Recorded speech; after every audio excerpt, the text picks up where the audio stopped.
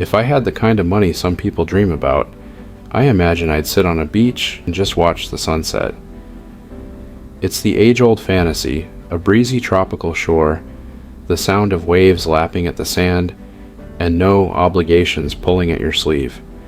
For many, that's the ultimate goal. No deadlines, no stress, just eternal relaxation. But I've come to realize that, for me, this idea of endless leisure would be the opposite of paradise. I could probably handle it for a few days, maybe even a couple of weeks, but eventually I'd start to feel restless, even guilty. I'm the kind of person who needs to be building, improving, and pushing forward. If there's no purposeful work on my plate, I feel like I'm wasting the one life I have. Money, in and of itself, has never been my primary motivator. Of course, having enough financial security to cover the basics is important. Everyone needs to eat, keep the lights on, and support their family. But beyond that, I've found that money alone doesn't bring fulfillment. If it did, you'd never see wealthy people continuing to pursue new challenges. To me, the real reward comes from the work itself, the process of tackling problems that others consider impossible, discovering innovative solutions, and seeing how these solutions can transform people's lives. That's what excites me, watching an idea move from an abstract concept to a reality that genuinely helps humanity.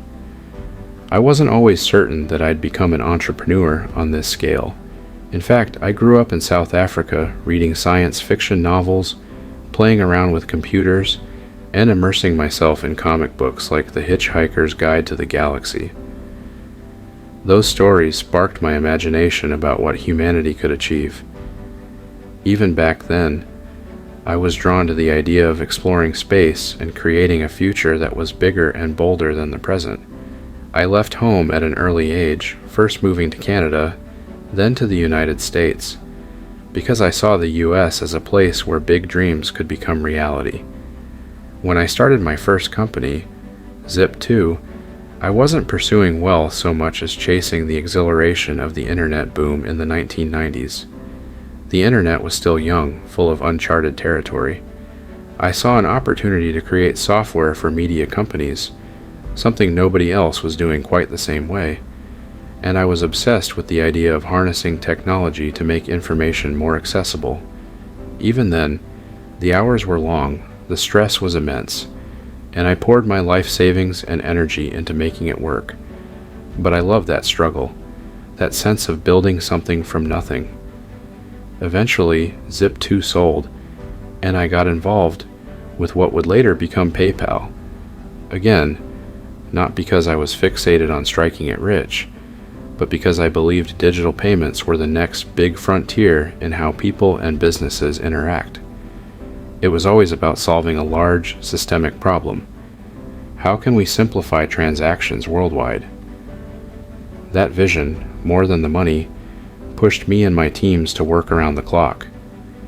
When PayPal was acquired by eBay, I suddenly had a financial cushion. Many people would have cashed out and retired. I chose a different route. I used the bulk of my earnings to fund my next major dreams, Tesla and SpaceX. At Tesla, I wanted to accelerate the world's transition to sustainable energy and prove that electric cars could be both practical and exciting. When we began, many so-called experts dismissed electric vehicles as a passing fad or too niche to matter. But I saw it differently. I believed that if humanity was going to tackle climate change, we needed to reinvent the automotive industry. It was a colossal challenge, building a car company from scratch in an era when most new car ventures failed almost immediately. Yet we pressed on, improving the technology, the battery range, and the design until it caught on in a way skeptics never anticipated. Meanwhile, at SpaceX, I knew the stakes were equally high, and maybe even more audacious. The company's core mission wasn't just to sell rockets, but to push humanity toward becoming a multiplanetary species. For me, that wasn't a catchy slogan. It was, and still is, a genuine belief that we need to explore and colonize space for the long-term survival, and flourishing of humanity. But building and launching rockets is monumentally difficult and expensive. The early failures were painful, rockets exploded, and entire years of effort went up in flames in a matter of seconds. There were moments when I wondered if it was all just too big a gamble. In 2008, things came to a head. Tesla was nearly bankrupt, the global economy had fallen into a deep recession, and SpaceX had suffered multiple failed launches. I had a choice. Let one or both of these companies die, or pour in every last cent of my personal fortune to keep them afloat. I chose the latter, and I was a hair's breadth away from total financial ruin. It was one of the most stressful periods of my life, knowing that thousands of employees were counting on these companies to survive, and that if we failed, all the critics who said it couldn't be done would be proven right. But in the midst of that chaos, we secured a vital NASA contract at SpaceX, and Tesla managed to raise the funding needed to keep the assembly lines going. Little by little, we turned the tide. The rest, as they say, is history, but the scars from those struggles remain, and I cherish them. They remind me that nothing worth doing comes easily. They also remind me that risk-taking, especially for a mission you believe in, is often the only path to true innovation. Through it all, I've learned to embrace failure, not as an end, but as an essential teacher. Every time a rocket exploded or a new model of car faced production snags, we dissected the problem to understand exactly what went wrong. Then we iterated, improved, and tried again. That cycle of fail, learn, and improve has become part of the culture at each company I lead. I believe that if you're never failing, you're not pushing hard enough. You're playing it safe, and that means you're not likely to create a breakthrough. People often ask how I handle the constant stress and long hours.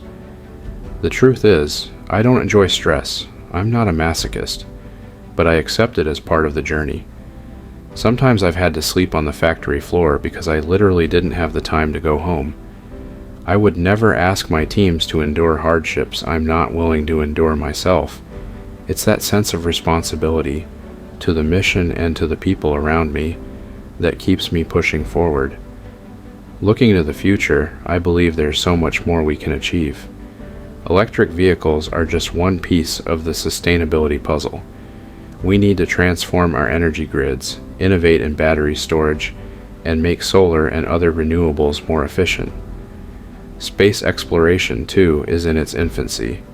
Reusable rockets have changed the game, but we still have major hurdles before we can establish a lasting presence on other planets.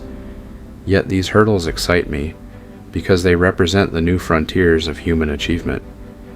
People sometimes wonder why I don't just sit back now that I've seen some success, but for me, success isn't a finish line. It's a stepping stone to the next frontier. When I think about what truly matters, I consider the big issues facing humanity: climate change, the need for sustainable energy, the possibility of life beyond Earth, the advancements in AI and how we can ensure it benefits society. Every one of those areas is a challenge, and an opportunity to push us forward as a species. That's why, if you offered me an endless vacation on the world's most beautiful beach, I'd probably thank you, but I'd ultimately decline. I'd be grateful for the gesture, but deep down, I'd feel restless sitting in a hammock day after day, watching the tide roll in.